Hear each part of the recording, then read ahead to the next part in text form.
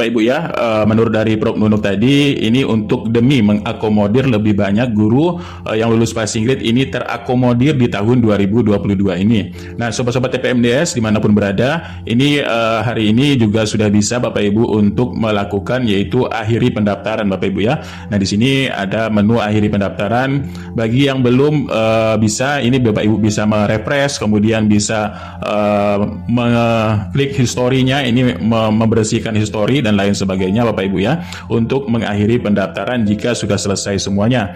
Nah, Bapak Ibu di sini sesuai dengan yang dipaparkan oleh Prof Nunuk Suryani tadi selaku PLT Dirjen GTK.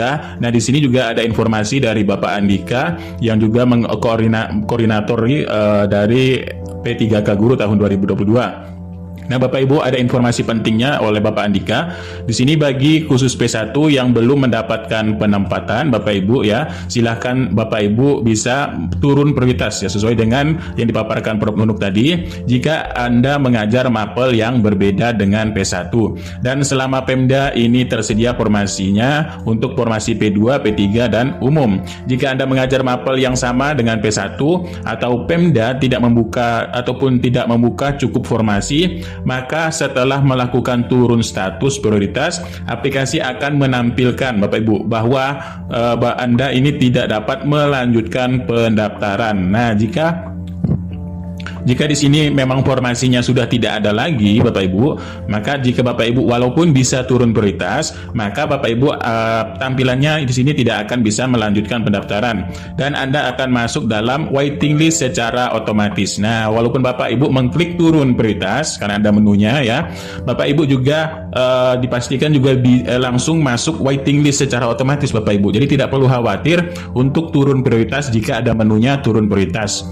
Dan alhamdulillah sekali status P1 tetap kami usahakan amankan Bapak Ibu ya. Nah, untuk tahun-tahun berikutnya. Dan bagi seluruh kategori pelamar, jika tidak tersedia formasi P2, P3 maupun untuk pelamar umum ya, maka aplikasi SSCSN akan memunculkan bahwa Anda tidak dapat melanjutkan proses pendaftaran. Nah, inilah untuk di SSCSN Bapak Ibu ya. Nah, kemudian dalam seleksi administrasi sekarang yang Bapak Ibu sedang lakukan untuk P1 Bapak Ibu ya. Nah, selain dari P2, P3 dan pelamar umum, P1 juga diseleksi administrasi. Nah, sesuai dengan jadwalnya Bapak Ibu ya, pada poin 4 itu apakah P1 masih diseleksi administrasi dan masih dikatakan gugur? Mohon pencerahannya. Nah, Bapak Andika menjawab iya Bapak Ibu ya. Jadi P1 ataupun yang sudah lulus, guru-guru yang sudah lulus passing grade juga diseleksi administrasi dan bisa juga gugur. Nah, jadi Bapak ditanyakan kembali ya, mohon maaf ini mewakili teman-teman, indikator gagal ataupun tidak lulusnya ini di mana ya Pak, biar kami yang P1 bisa mempersiapkan. Nah, Bapak Ibu, jadi seleksi administrasinya di sini hanya mengecek yaitu keaslian ijazah saja yang tahun lalu, karena masih banyak yang tidak S1 ataupun yang banyak yang terdaftar di Dapodik tapi belum S1 tapi dia bisa mendaftar ya. Nah, inilah yang akan diseleksi, kemudian dicek keaslian dari ijazahnya. Jika memang ijazahnya ini tidak asli dan lain sebagainya, maka ini dinyatakan tidak dapat mengikuti ataupun dinyatakan gugur. Nah, inilah untuk seleksi yang administrasi untuk yang P1 Bapak Ibu. Nah, ini Bapak Ibu ya. Kemudian Bapak Ibu ini sebagai seleksi administrasinya, sebagai referensi Bapak Ibu mengetahui memang jika seleksi administrasi ini Bapak Ibu ketahuan seandainya memalsukan ijazah ataupun ya memang di Dapodiknya ini tadi yaitu terdaftar cuman belum S1, belum keluar ijazah dan lain sebagainya. Nah, ini juga bisa dinyatakan tidak lulus administrasi. Nah, selanjutnya Bapak Ibu ada juga yang bertanya ya di sini pencerahan untuk teman-teman yang belum mendapatkan penempatan bagaimana sedangkan Pemda ini tidak ada P2, P3 juga pelamar umum. Mohon petunjuknya. Nah, Bapak Andika juga sudah menyampaikan Bapak Ibu.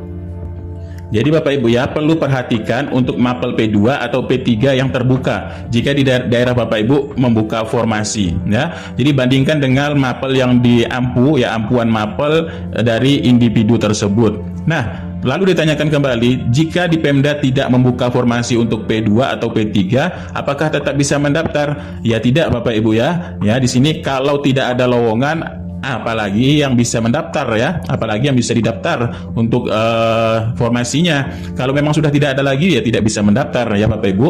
Nah, artinya di daerah Bapak Ibu juga sudah stop ya, tidak ada bisa mendaftar karena tidak membuka untuk P2 ataupun P3 ya, apalagi pelamar umum. Nah, di sini ini perlu Bapak Ibu pahami. Kemudian pada intinya Bapak Ibu yang perlu dipahami ya untuk pelamar P1 Bapak Ibu yang di sini dinyatakan sudah mendapat penempatan ya, alhamdulillah ini sudah aman dan tinggal menunggu pengumuman untuk lokasi penempatan Bapak Ibu nanti bersamaan dengan untuk P2, P3 ya Bapak Ibu. Jadi P2 dan P3 yang observasi ini bersamaan diumumkan untuk penempatan. Nah, bagi Bapak Ibu yang di sini masih sedikit mengganjal terkait dengan untuk P1 ini ya. Yang pertama Bapak Ibu ada poin penting di sini. Yang pertama ini pada intinya tidak dapat penempatan. Seandainya Bapak Ibu tidak mendapat penempatan ya, kemudian tidak linear antara mapel yang diajarkan sekarang dengan ijazah, maka Bapak Ibu berhenti pendaftarannya. Nah, ini Bapak Ibu ya. Jadi jika tidak dapat penempatan juga tidak linear antara mapel yang diajarkan sekarang dengan ijazah, maka berhenti pendaftarannya. Jadi Bapak Ibu bisa mengecek linearitas ijazah Bapak Ibu. Yang kedua Bapak Ibu, tidak dapat penempatan. Seandainya Bapak Ibu tidak mendapat penempatan, tapi di sini linear antara mapel yang diajarkan sekarang dengan ijazah Bapak Ibu, ya. Jadi Bapak Ibu di sini dicek masih ada formasinya untuk turun prioritas 2 ataupun 3. Nah, maka Bapak Ibu di sini Bapak Ibu bisa melanjutkan untuk pendaftaran Bapak Ibu, ya. Dan Bapak Andika sudah menjanjikan tadi Bapak Ibu, ya. Walaupun turun prioritas ataupun mendapatkan formasi atau tidak mendapatkan formasi ya, di sini Bapak Ibu tetap diusahakan aman untuk P1-nya. Jika nanti terjadi hal-hal yang memang Bapak Ibu tidak mendapatkan formasi. Nah, yang kemudian yang ketiga perlu Bapak Ibu pahami, jika Bapak Ibu tidak mendapatkan penempatan, kemudian linear antara mapel yang diajarkan sekarang dengan ijazah, kemudian dicek sudah tidak ada lagi formasinya, ya. Ini yang mengecek melalui sistem langsung melalui SSCSN, maka meskipun berhasil turun prioritas Bapak Ibu ya, tetap tidak dapat melanjutkan pendaftaran. Nah, inilah yang Bapak Ibu perlu perhatikan. Jadi nanti ketika Bapak Ibu turun prioritas, ternyata formasinya ini sudah habis, tidak ada. Ya nanti tetap otomatis Bapak Ibu menjadi daftar tunggu Bapak Ibu, ya. Jadi waiting list dan tetap dipertahankan untuk P1-nya. Nah, inilah pada intinya Bapak Ibu ya. Ini dari helpdesk untuk P3K. Nah, jadi intinya seperti ini. Mudah-mudahan ini sedikit bermanfaat. Jadi informasi dari PLT Dirjen GTK, dari Prof Nunung Suryani, dari Bapak Andika. Nah, seperti inilah Bapak Ibu ya untuk yang sekarang, dan mudah-mudahan informasi ini sedikit membawa manfaat. Nah, itulah sekian informasi ini untuk alur dari pendaftaran. Kita mulai dari 31 ya, kemudian sampai tanggal 13 November ini waktunya seleksi untuk pendaftaran.